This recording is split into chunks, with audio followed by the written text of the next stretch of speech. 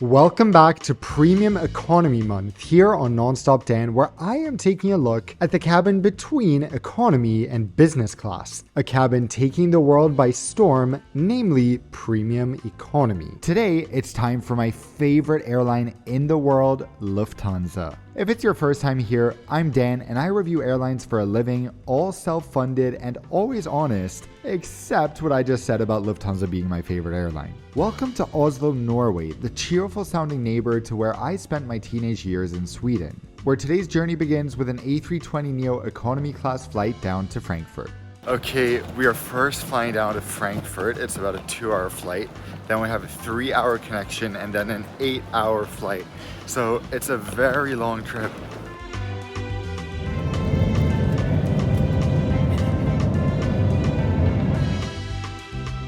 I flew halfway across the world to catch an excellent premium economy fare from here.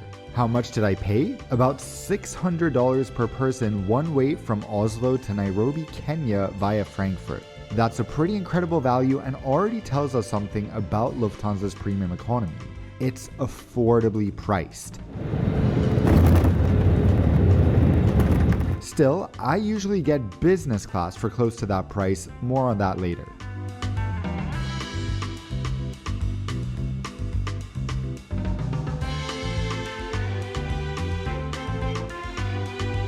Once we've arrived in Frankfurt, there's no lounge access unless you have airline status. There aren't even any priority pass lounges airside here either. Unlike some competitors, Lufthansa does not provide lounge access for premium economy passengers. Not that anyone is craving a stale pretzel from a Lufthansa Senator lounge so much that they can't withstand the thought of staying in the terminal. Last time I flew Lufthansa Premium Economy was back in 2016. Needless to say, I was a bit more of a newbie back then, so I'm very curious how my impression is all these years later.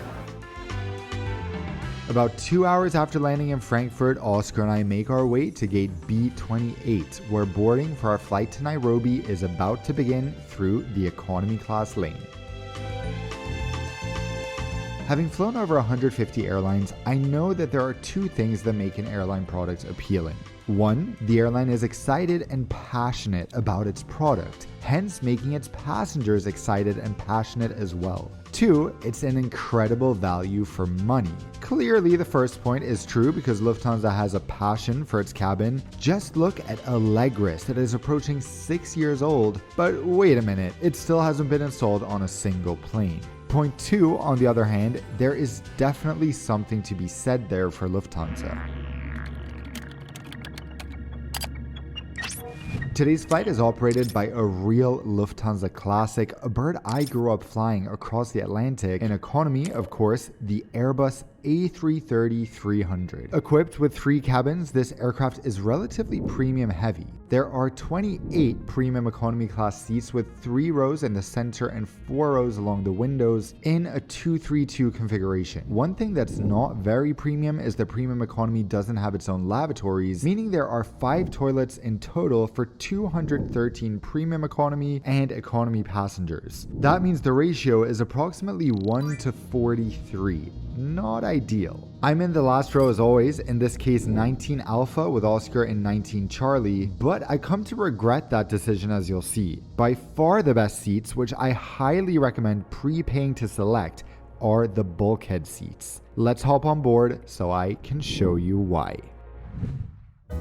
Welcome on board Lufthansa's A330-300. This is pretty much the same premium economy seat you'll find on all Lufthansa's aircraft, and doesn't this colorful cabin just make you want to jump up and down with joy? The cabin looks massive until you realize that all the blue seats behind are economy.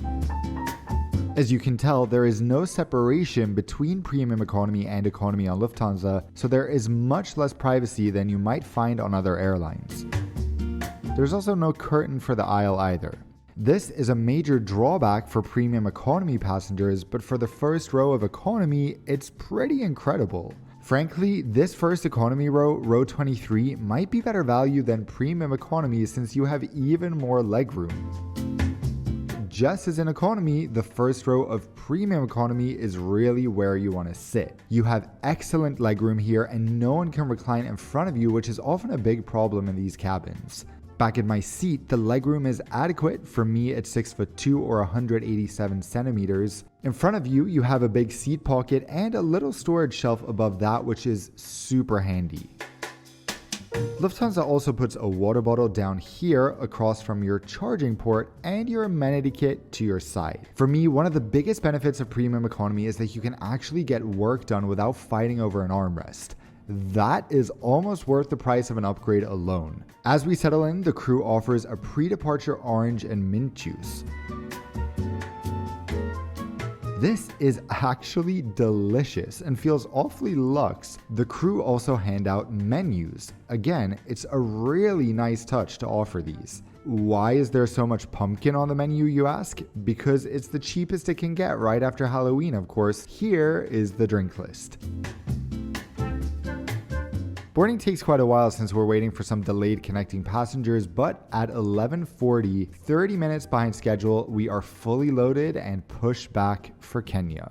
As we taxi and hold, let's quickly discuss how I found this deal and how I could get a very similar price on business class. So right now, here's an insider tip for anyone in Europe. The Norwegian and Swedish currencies are very weak. If you're looking at booking a premium cabin ticket, check flights from Oslo because it might be cheaper to fly there from wherever you live in Europe on a low-cost airline and then continue onwards. But what if you want to fly business class instead? Well, that's where points come in, specifically Air Canada Aeroplan, which I love because it's possible for pretty much anyone, anywhere in the world, to acquire up to 1 million of these in a year for $13 per thousand. A one-way ticket on this exact flight from Frankfurt to Nairobi costs just 45,000 points one way in business class. So 45 times $13 is $585 for business. Add the German airport taxes and the price is just over $700 for this ticket. Honestly, not bad to pay $100 extra for business class over premium economy on this 9-hour flight. If you want to learn how to do this and become a points master, I am super excited to announce that not only have I made a program teaching you how to go from beginner to expert at this, but I also have a free starter program that you can take where I describe the ins and outs of Aeroplan, and then if you're curious about becoming an expert at Aeroplan and 6 other award programs, you can check out the full Points Master program. It's all linked at the top of the description. With that, let's leave Frankfurt on this beautiful fall day.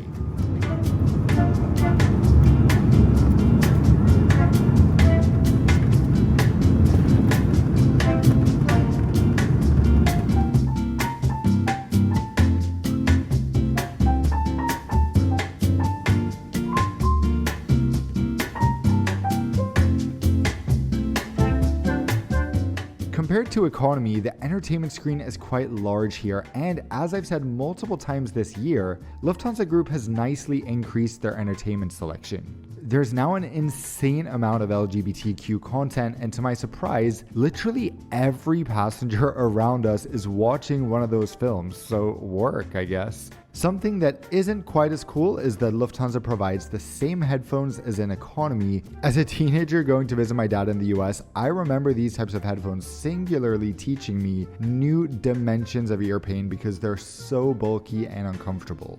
There's also Wi-Fi, which I decided to buy on today's flight, given that this is a long daytime flight. The pricing is decent, but even better, the speeds are great. I'm hungry though, so let's check out the meal coming up next. I really don't have much time to work before the meal begins, which is identical to economy with the same cart and snacks. We do, however, get the luxury of what feels like a heated Clorox wipe before the meal, and although these aren't exactly wow, I'm impressed that they distribute them in economy as well. Exactly an hour after takeoff, our special premium economy meal is served, which is the pumpkin curry from the menu with different vegan side dishes. I gotta say, I love that they have the nutrition facts printed on here, and I'm excited about the meal until I open it and realize that the portion is what I'd consider an amuse-bouche in terms of what I normally eat. Compared to an iPhone, this meal makes me wonder if Lufthansa's kitchens have food rations or something. Sadly, small portions seem to be a consistent problem in premium economy. At least the presentation is quite good. The flavor is also nice enough that I wish the portion was bigger. After the meal, it's time for the big premium economy blessing and curse, the recline. When it comes to your own seat, the recline is fantastic. The headrest is adjustable. You can absolutely rest comfortably here. The problem occurs when the people in front of you recline, making it nearly impossible to get out. You need to be genuinely skinny if you want any shot at getting out of a window seat in these situations. The bedding is basic but does the job. There are no individual air vents, and although the crew today is cold as can be, they keep the cabin temperature pleasant today in my opinion.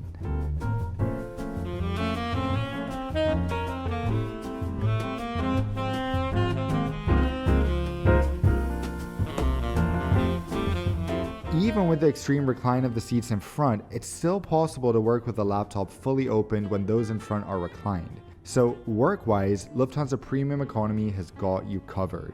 You know what we haven't looked at yet? The amenity kit from Porsche Design, and this one surprises me, so stay tuned. Lufthansa has some infamously rough business class amenity kits, even some questionable first class amenity kits. So imagine my surprise when they give you this useful storage bag from Porsche Design with many of the overnight flight essentials even on a daytime flight. This is probably the single most premium touch for the soft product in Lufthansa Premium Economy. Toothbrush and water bottle in hand, I head to the lavatory to brush my teeth. Since these are shared with economy, expect a wait and that they won't be cleaned during the flight. Similarly, on an 8-hour flight, I'd expect snacks in the galley in economy, let alone premium economy. But there are none whatsoever. You'd think the crew would come through the cabin with snacks or at least drinks after the tiny meal on a flight this long. Think again. Between meals, they don't pass through a single time with any drinks or snacks, not even water. This provides a good insight into what Lufthansa economy is like, to be honest, and it's a shame the service is so minimal and the crew interaction is limited really to a few words here and there. After 6 hours, I start to feel like, okay, this flight can be over now. It seems 6 hours is the upper limit for how long it's relatively comfortable to sit here. Finally, the crew appear from hibernation with some damp heated Clorox style wipes again, and then the second meal service. This sandwich is extremely glamorous, obviously. So is the fruit. In all seriousness, this is quite an upgrade from the sandwich I received in Lufthansa Business last year. It is nice they serve a snack, but this is an 8-hour flight. I guarantee most people left this flight, which lands after 10 p.m. by the way, feeling very hungry. As we approach Nairobi, my conclusion is that just like Lufthansa Business and Economy offer the bare minimum, Lufthansa Premium Economy mostly offers the bare minimum as well. However, they also charge a bare minimum premium over economy class, whether on purchased tickets or upgrades. Many times you can pay between 100 and 200 euros extra each way for their premium economy, which is worth it for the far more comfortable seat alone on long-haul flights in my opinion, let alone the additional luggage, extra points earnings, etc. That said, it's fascinating how different airlines can have such different takes on the same cabin, with some nearing business class in terms of soft product, and others offering a bigger seat but not much else of significance. Comparing Lufthansa and Emirates, for example, their prices aren't even remotely comparable, so how do you compare the two products? Lufthansa Premium Economy, although far from premium, is absolutely worth the money and worth the premium over economy. And I would highly recommend it for anyone looking for a more comfortable experience than economy. On the other hand, if you are used to business class and want to see if this is worth saving money on, my answer is no. You'll definitely feel that it's a significant downgrade, and it left me yearning for Lufthansa Business, which is something I can't say I feel often. My mom flew Lufthansa Premium Economy a few weeks after I did. She had far worse service than I did, so I'll share her story next.